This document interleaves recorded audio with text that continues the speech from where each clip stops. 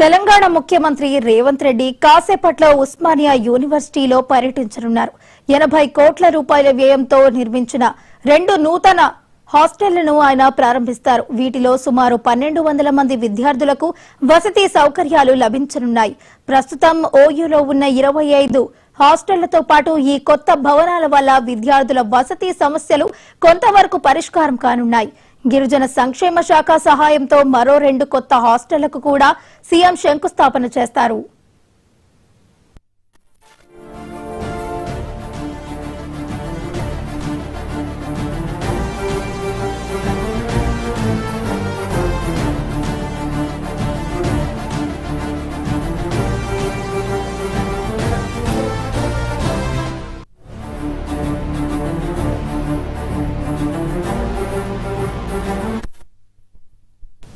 గత 20 ఏళ్లుగా ఏ ముఖ్యమంత్రి కూడా ఉస్మానియా విశ్వవిద్యాలయంలో పర్యటించలేదు.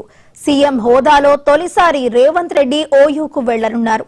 OU vice chancellor professor Kumar Moluguvaram ఆహ్వానం మేరకు యూనివర్సిటీకి వెళ్లనున్న సీఎం ఠాగూర్ ఆడిటోరియంలో 1000 మందికి పైగా ప్రొఫెసర్లు, విద్యార్థుల సమక్షంలో తెలంగాణ విద్యా రంగంలో రావాల్సిన మార్పులు, ప్రభుత్వ ప్రణాళిక అనే అంశంపై ప్రసంగించనున్నారు. ఇక ఇదే అంశానికి సంబంధించి మరింత సమాచారాన్ని మా ప్రతినిధి హరికృష్ణ ఉస్మానియా యూనివర్సిటీ నుంచి లైవ్ లో అందించడానికి సిద్ధంగా ఉన్నారు. హరికృష్ణ, చెప్పండి.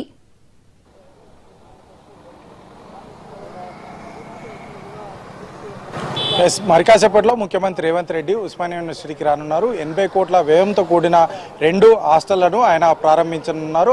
అంతో పాటు 2 కొత్త హాస్టళ్లకు శంకుస్థాపన చేయనున్నారు. దాదాపుగా 10 కోట్ల వ్యయంతో కూడా లైబ్రరీ, రీడింగ్ రూమ్ అయితే ఆయన ప్రారంభించనున్నారు. అయితే 20 ఏళ్ల తర్వాత తెలంగాణ రాష్ట్రం ఏర్పడిన మొదటిసారి ముఖ్యమంత్రి హోదాలో ఉస్మానియా యూనివర్సిటీకి వచ్చి ఇక్కడ అభివృద్ధి పనులు శంకుస్థాపన చేయడంతో పాటు ఆయన ఒక సెమినార్లో అయితే ప్రసంగించనున్నారు. తెలంగాణలో విద్యారంగం మార్పులు సంబంధించిన అంశంపై ఆయన ఈ యొక్క ఉస్మానియా యూనివర్సిటీలో ఆయన ప్రసంగించనున్నారు. దాదాపుగా 20 సంవత్సరాల తర్వాత ముఖ్యమంత్రి హోదాలో ఇక్కడికి ఉస్మానియా యూనివర్సిటీకి వస్తున్న నేపథ్యంలో కూడా ఇక్కడ పోలీసులు భారీ బందోబస్తు ఏర్పాటు చేయడం జరిగింది. కొంతమంది బీఆర్ఎస్ విద్యార్థి విభాగానికి సంబంధించిన నేతలు కొంతమంది దీన్ని వ్యతిరేకిస్తున్న నేపథ్యంలో కూడా పోలీసులు భారీ బందోబస్తు ఏర్పాటు చేయడం అయితే జరిగింది.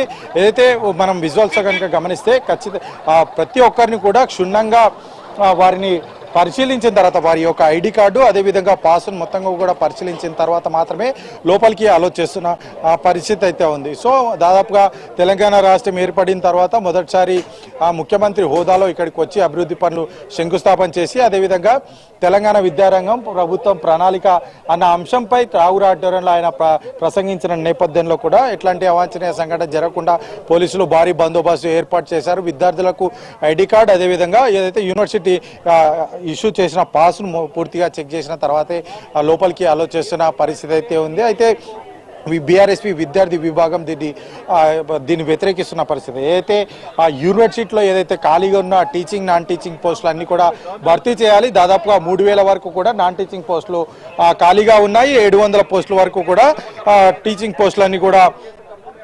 పోస్టులన్నీ కూడా ఖాళీగా ఉన్నాయి. ఇవన్నీ కూడా భర్తీ చేసిన తర్వాతే ఉస్మానియా యూనివర్సిటీకి రావాలి. దాదాపుగా 1000 కోట్ల ఫండ్ ఉస్మానియా యూనివర్సిటీ కేటాయించిన తర్వాతే ఇక్కడికి రావాలంటూ కూడా బీఆర్ఎస్పీ విద్యార్థి విభాగం అయితే చెప్తారు. అయితే కొంతమంది విద్యార్థి సంఘాలు అదేవిధంగా విద్యార్థులు ముఖ్యమంత్రి రేవంత్ రెడ్డి స్థాయి వ్యక్తి ఇక్కడికి రావడాన్ని స్వాగతిస్తున్నాం మేము. ఎందుకంటే ఇక్కడ స్థానికంగా విద్యార్థులు ఎట్లాంటి సమస్యలు ఎదుర్కొంటున్నారు, అదేవిధంగా విద్యార్థులు ఎట్లా అంటే రీసెర్చ్కి సంబంధించి చాలా వరకు కూడా ఫెలోషిప్లు చాలా వరకు తక్కువగా ఉన్న పరిస్థితి. ఏదైతే జేఆర్ఎఫ్ అదేవిధంగా సిఎస్ఐఆర్ అదేవిధంగా ఆర్జేఎన్ఎఫ్ రీసెర్చ్ ఫెలోషిప్ తప్ప రాష్ట్ర ప్రభుత్వం నుంచి ఎట్లాంటి రీసెర్చ్ ఫెలోషిప్ రావడం నేపథ్యంలో కూడా ముఖ్యమంత్రి రేవంత్ రెడ్డి ఇక్కడికి రావడం పట్ల మేమంతా కూడా రీసెర్చ్ స్కాలర్స్గా ముఖ్యమంత్రిని కలిసి ఇక్కడ రీసెర్చ్కి సంబంధించి ఏ విధంగా జరుపుతున్నాము ఏంటి అనేది మొత్తంగా కూడా ఆయనకు వివరించి ఇక్కడ ఫెలోషిప్లు ఇచ్చే విధంగా మేము కోరుతున్నాం కోరుతామని చెప్పేసి కూడా కొంతమంది విద్యార్థులు చెప్తున్న పరిస్థితి అయితే ఉంది. అయితే నార్మల్గా ఏదైతే రీసెర్చ్లో భాగంగా చాలా వరకు కూడా చాలా అంశాలు కూడా మేము ఇట్లా సెమినార్లు ఏర్పాటు చేసి అక్కడ అంటే ఒక సమాజానికి కానీ అదేవిధంగా ప్రభుత్వానికి కానీ ఒక మెసేజ్ వచ్చే విధంగా అయితే చాలా సెమినార్లు ఏర్పాటు చేస్తాం. కానీ ఇది కార్యరూపం దాల్చాలి అంటే ఖచ్చితంగా రాజకీయ నాయకులు అవసరం. అదేవిధంగా ప్రభుత్వంలో ఉన్న మరీ ముఖ్యంగా ప్రభుత్వంలో ఉన్న